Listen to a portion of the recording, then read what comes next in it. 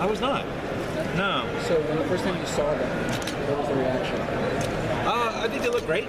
I'm dying to look to actually give each one of them a real good look through, because I've only seen just like clips, but I'm a little nervous because it's probably going to bring up a lot of the flaws that I see when I watch the show. But yeah, I'm excited about it. How do you feel about after 25 years, bringing this to a new generation of Batman fans? Because this was like one of the most popular Batman series of all time. Yeah, I mean, it seems like it's kind of really never completely gone away, and there's a whole group of people who grew up with the show and they're now grown-ups and they're introducing their kids to it and stuff. So I feel like it's kind of like just been kind of generational so far. So yeah, it's awesome. Do you feel the Godfather? From nothing, this is going to be the first time that we are going to see the complete series. Oh. How do you feel knowing that you are going to have a new follower?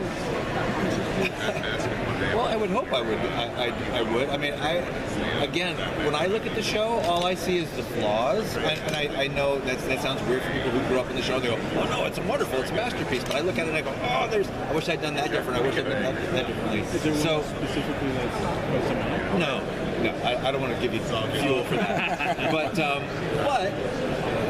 and again, just when we did the show, this was like years before like Marvel did their movies or anything, and before the Harry Potter movies and stuff. So, I mean, cinema and TV have gone so far beyond that I hope people look at these and still appreciate them for what they are. I hope they don't look old-fashioned or whatever, but I have no power over that. So, I'm hoping that they'll see them and love them.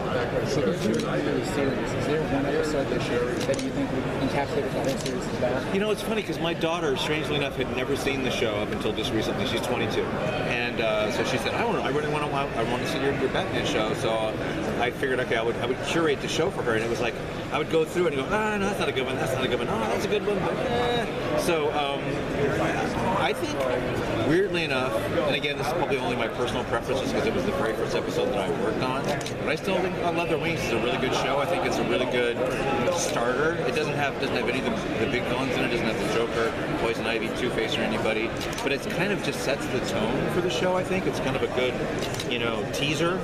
So I think that's a good place to start. It's tricky. Like the Joker is like the most popular character, or one of the most popular villain. But I don't think the Joker shows were all very good up until like we took us a while to find our voice for the Joker. So I think that the first really good Joker show is probably Joker's Favor. So that's a good one. And of course, it's the first Harley show as well. You hear that Batman animated series was trying to be a show that like kind of changed the landscape from animation. Do you feel like it kind of started a new wave where people were taking animation as a storytelling, not just for kids? It was like more of a storytelling process that kind of brought shows into a more approachable, acceptable thing for adults to watch too. Because I know as an adult I got into animation. Right. People are more willing to accept animation as just a storytelling method as opposed to something for children. Yes and no. I think there's some of that, definitely. Also, I think on the opposite end of the spectrum is shows like The Simpsons, which was obviously a comedy show, but again, that was a show for everybody, not just for kids. So I think it's something that the animation genre in America has always kind of struggled with. It's like, for a long period of time, cartoons were basically just for kids. It's like, adults wouldn't be watching them. I think we still struggle with that a little bit.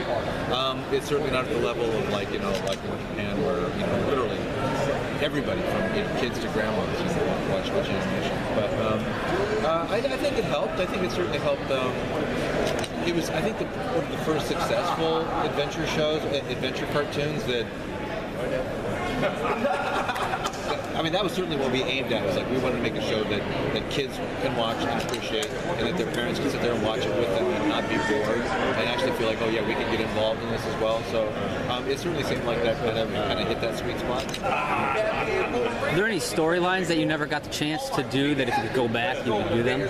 I don't want to go back and do anything. You know, people talk about that all the time. They say, oh, yeah, when are you going to go back and make some more of those? And it's just kind of like, that's kind of asking for trouble. You know? It's like it's such a good thing of what it is that, you know, it's like I'm never going to get that same group of people back together again, and, you know, the writers and the artists and the actors and everything. In fact, unfortunately, a lot of the actors have actually already passed on since then, so it would be really hard to live up to, I think, to people's, not just the show, but people's memories of the show, which I think is even stronger. So it's like, I would be very, very reluctant to do that. Is there any special scene or section that you really like about how it looks now? About what? About how it looks now. The weird thing is I haven't watched a lot of the episodes in a long time. So, like I said, when I was just showing them to my daughter, we did start with On Leather Wings, and I was happily surprised that On Leather Wings still looks really good overall. There wasn't like a specific scene, but just overall I thought it looked really good. I won't pick on the ones that I thought didn't look so good, because it's like I'll leave that I'll be crushing somebody's memory. But because every episode I'm sure has somebody is their favorite show. But it's weird because I really like the original animated series a lot, and I like the revamp episodes that we did when we changed all the character designs. But they're definitely different. It's like the original ones look really dark, and the atmosphere is thick. It feels like everything's like in fog, kind of. Whereas the revamp episodes are a little bit cleaner. They're a little bit, a little bit more precise. But I like them both. I like them both about equal. That wasn't your question. When Harley gets introduced, I'm pretty sure you probably got this a lot. Did you think she was going to grow up into the character she is now? No, we had no idea. However, when we first saw the very first animated footage of her, just in raw animation form, without the soundtrack or without the score and everything on it, we kind of thought that we were onto something. I mean, the minute we saw her animated and with Arlene's voice, it was just kind of like, there's something there. So, yeah. Was there a reason the series never had like a finale? Well, you have to remember, back then, the show wasn't serialized at all. It was like every episode was a standalone. Unless a show was like a direct sequel to a previous episode, almost all of the episodes completely stood alone.